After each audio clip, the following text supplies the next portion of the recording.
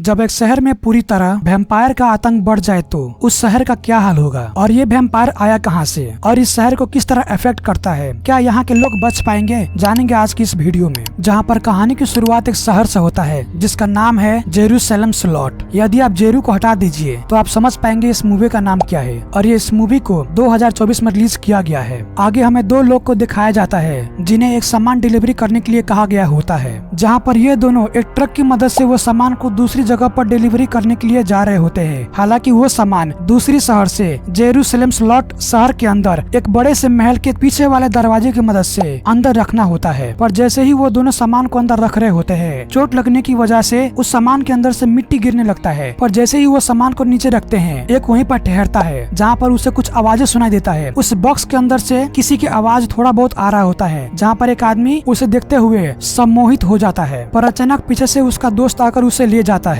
उस बॉक्स के अंदर से एक चीज बाहर निकलता है और वही वैम्पायर होता है, यानी कि उस बड़े से महल में एक बहुत बड़ा वैम्पायर आ चुका है। अगली सुबह हम एक आदमी को देखते हैं जिसका नाम होता है बेन। वो एक रियल लाइफ बुक राइटर होता है जो कि अपने नेक्स्ट बुक के लिए तैयारी कर रहा होता है, और वो उस समय उस महल के पास में होता है जो कि शहर में अभी आया होता है। शहर में नए होने की वजह से उसे रहने के लिए एक जगह चाहिए, जहाँ पर वो एक होटल के अंदर जाता है। उस होटल के अंदर हमें एक लड़की को दिखाया जाता है जिसका नाम होता है सुसान, और वो उस होटल की मालिक की बेटी होती है। फिर कुछ समय के बाद उसे मालूम पड़ता है ये लड़का असल में एक राइटर है, जहाँ पर सुसान पूरी तरह फ्लैट हो जाती है। आगे हमें एक स्कूल का सीन दिखाया जाता है जहाँ पर कुछ बच्चे मौज मस्ती कर रहे होते हैं, जिनमें एक मार्क जो कि एक चश्मिश होता है, उसके साथ उसका दोस्त डैनी होता है और डैनी का छोटा भाई रैल्फ। इन तीनों को इस कहानी में जोड़ा गया है जो कि काफी इम्पोर्टेंट कैरेक्टर है। अचानक कुछ बच्चे अपने में लड़ने लगते हैं, जहाँ पर एक टीचर आता है जो कि इस कहानी का खास किरदार होता है। वो फील्ड में आकर उस झगड़े को छुड़ाकर वहाँ से चला जाता है। आगे हम बेन को देखते हैं जो कि नई बुक के लिए काफी रिसर्च में लगा होता है, और उसके बगल में सुसान वहाँ पर आई होती है और वो बेन को सिग्नल देती है कि हमें ड्राइविंग पर जाना है, जहाँ पर बेन ये बातें सुनकर मान जाता है, यानी कि वो भी रेडी है। कुछ समय के बाद हमें एक बहुत बड़ा फील्ड को दिखाया जाता है जो कि गाड़ी रखने का पार्किंग लॉट होता है। वहाँ पर कई सारे गाड़ियाँ पार्क होता है, और उसी जगह पर हम बेन और सुसान को मिलते हुए देखते हैं, जहाँ पर ये दोनों बातें करने के बाद ड्राइविंग के लिए वहाँ से चले जाते हैं। आगे आप समझ सकते हैं क्या होगा। आगे हम डेनी और राल्फ को अपने घर की तरफ जाते हुए देखते हैं, पर अचानक रास्ते में एक आदमी उन्हें रोकता है जिसका नाम होता है स्ट्रेकर। स्ट्रेकर का नजर पहले से उन दोनों बच्चों पर होता है, जहाँ पर वो दोनों बच्चे स्ट्रेकर का बात इग्नोर करके उस जंगल के रास्ते होते हुए अपने घर की तरफ जाने लगते हैं। वो दोनों बच्चे आगे बढ़ रहे होते हैं, पर उस समय तक काफी शाम हो चुका होता है। पर अचानक पीछे से एक आदमी आता है और उसके छोटे भाई यानी कि रैल्फ को किडनैप करके वहाँ से ले जाता है, और उसका बड़ा भाई अपने छोटे भाई को काफी ढूंढता है पर वो नहीं मिलता, और फाइनली वहाँ से अपने घर के लिए चला जाता है। जैसे ही राल्फ का आँख खुलता है, वो सामने स्ट्रेकर को देखता है, यानी कि स्ट्रेकर ने उसे किडनैप करके लाया होता है, और वो भी उस महल में जहाँ पर वो वैम्पायर रहता है। स्ट्रेकर एक आदमी को आवाज देता है जिसका नाम होता है बार्लो। आगे हमें बार्लो को दिखाया जाता है जो कि एक वैम्पायर होता है, और वो अपने खून का प्यास बुझाने के लिए राल्फ को मार देता है। अब कहानी शिफ्ट होता है एक हफ्ते बाद, जहाँ पर राल्फ के माता पिता अपने बच्चे को चारों ओर ढूंढ रहा होता है, पर कहीं से कोई भी खबर नहीं आता, जहाँ पर ये दोनों काफी तकलीफ में होते हैं। और ये बातें पूरे शहर में फैल चुका होता है कि इस शहर से एक बच्चा गायब है। आधी रात को हम रैल्फ के बड़े भाई यानी कि डैनी को अपने कमरे में देखते हैं, जहाँ पर उसे बाहर से अपने छोटे भाई का आवाज सुनाई देता है, और उसी समय वो देखने के लिए बाहर जाता है। इस समय काफी घना रात होता है, पर वो अकेले घर से बाहर निकल के जाता है, और जैसे ही वो थोड़ी दूर आगे जाता है, उसे भी कोई ऊपर से खींच लेता है, जहाँ पर इसका भी काम तमाम हो जाता है। पर अचानक डैनी अपने माँ के सामने नजर आता है, जहाँ पर वो काफी तकलीफ में होता है। फिर उसे अस्पताल में भर्ती कर दिया जाता है, पर अचानक अस्पताल में कुछ अजीब हरकतें करने लगता है, और फाइनली वो मारा जाता है। जिस तरह वो अस्पताल में हरकतें कर रहा होता है, इससे साफ साफ मालूम पड़ता है वो अब वैम्पायर बन चुका है। आगे हम सभी लोगों को उसके फ्यूनरल पर देखते हैं, जहाँ पर काफी लोग आए होते हैं और हैरान भी होते हैं कि पहले छोटा भाई गायब हुआ, उसके बाद बड़े भाई का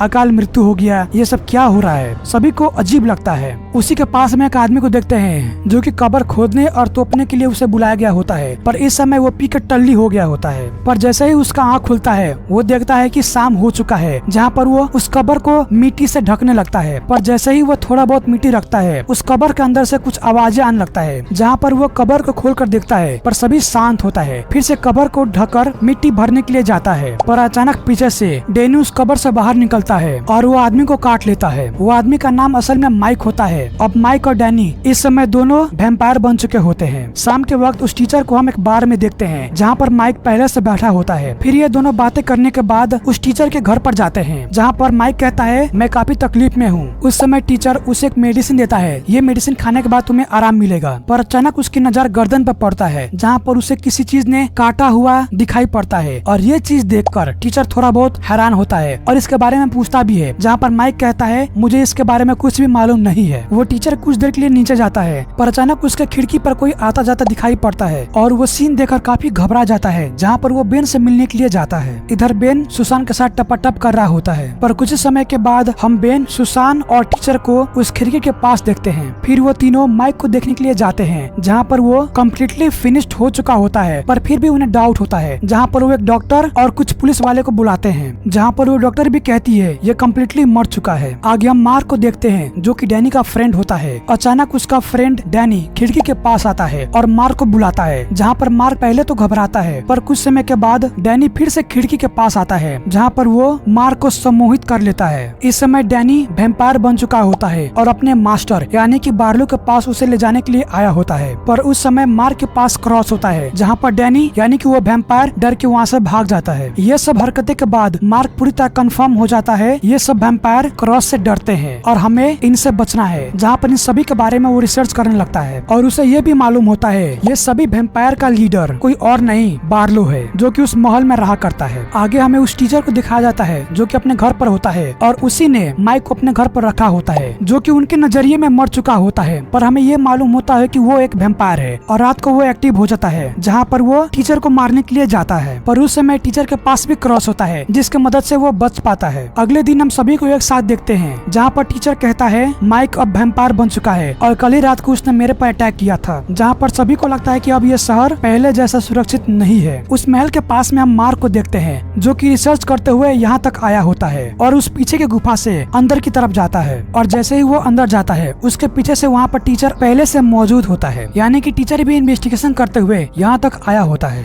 पर अचानक बाहर से उन्हें कोई बंद कर देता है, यानी कि एक तीसरे आदमी को भी मालूम होता है वो दोनों गुफा के अंदर हैं। फिर दोनों आगे बढ़ते हुए महल की तरफ जाते हैं, पर जैसे तैसे करके मार्क बच जाता है और वो टीचर पर एक वैम्पायर हमला कर देता है, जहाँ पर उसका भी काम खत्म हो जाता है, यानी कि अब वो भी वैम्पायर बन चुका है। पर जैसे ही मार्क उस महल के अंदर जाता है वो पकड़ा जाता है। इधर हम डॉक्टर, बेन और सुसान को एक साथ देखते हैं, जहाँ उन्हें मालूम पड़ता है डैनी की माँ मारी गई है, जहाँ पर उसकी बॉडी को इन्वेस्टिगेशन करने के लिए आए होते हैं। पर अचानक डैनी की माँ जाग जाती है, असल में वो वैम्पायर बन चुकी होती है। पर तीनों क्रश की मदद से उस वैम्पायर से बच जाते हैं और वो वैम्पायर मारा जाता है। इधर मार्क उस महल में कैद होता है, पर जैसे तैसे करके वहाँ से बच जाता है और लौटने के वक्त स्ट्रेकर को मार कर आता है। आगे हम बेन, सुसान और डॉक्टर को एक चर्च में देखते हैं, जहाँ पर वो तीनों एक पादरी से बातें कर रहा होता है कि ये सब घटनाएं को कैसे रोका जाए। अचानक बेन वहाँ पर टपक आता है और वो कहता है कि मैं अभी अभी स्ट्रेकर को मार कर आया हूँ जिसने मुझे किडनैप किया था। ये सब बातें इन तीनों को हजम नहीं होता, जहाँ पर ये सभी एक साथ उस महल के अंदर जाते हैं। उस महल के अंदर बस एक टीचर होता है जो कि अभी वैम्पायर बन चुका होता है, पर ये सभी जैसे तैसे करके बच के वहाँ से चले आते हैं। आगे हम सुसान को अपने घर पर देखते हैं जो कि बेन के साथ आया होता है, जहाँ पर उसकी माँ उनसे बातें करती है। पर अचानक उसी समय एक वैम्पायर आकर सुसान को काट लेती है, जहाँ पर बेन उसे लेकर चर्च में चला जाता है। इधर मार्क और वो पादरी सभी मार्क के घर पर ठहरे होते हैं, पर अचानक उनके घर पर काफी सारे वैम्पायर हमला करता है, जिसके चलते मार्क के माता पिता मारे जाते हैं और वो पादरी भी मारा जाता है। पर मार्क जैसे तैसे करके बच के वहाँ से चला जाता है।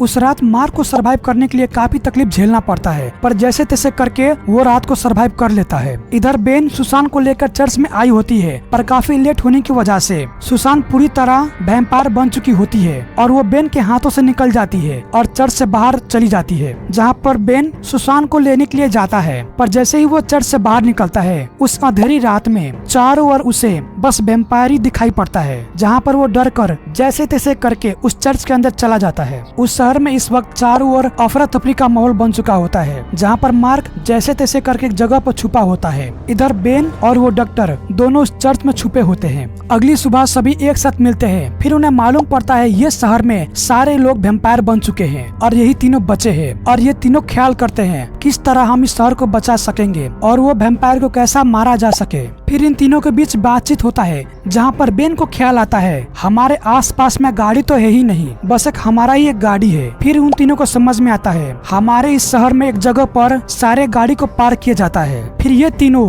पार्किंग लॉट में जाते हैं, जहाँ पर सारी गाड़ियाँ पार्क किया गया होता है। बेन ये सब बातें वेरीफाई करने के लिए पहले वो सुसान की गाड़ी को चेक करता है, जहाँ पर सुसान उस डिक्की में सोई होती है, जहाँ पर ये कंफर्म हो जाते हैं सभी वैम्पायर दिन के वक्त सभी डिक्की में छुपे होते हैं। उस सूरज की किरण से सारे वैम्पायर मारे जाते हैं, पर वो डॉक्टर भी वहीं पर मारी जाती है। ये सब मरने के बावजूद अभी भी एक वैम्पायर बाकी होता है, जो कि बार्लो होता है, और वो इस समय कैफीन के अंदर छुपा होता है। पर जैसे तैसे करके ये दोनों मिलकर उसको भी खत्म कर देते हैं, जिसके बाद इस शहर में इन दोनों के अलावा कोई नहीं होता, जहाँ पर ये दोनों एक गाड़ी की मदद से इस शहर को छोड़कर यहाँ से चले जाते हैं। और ये कहानी यहीं पर खत्म होता है। वीडियो को अंत तक देखने के लिए आप सभी को बहुत बहुत धन्यवाद।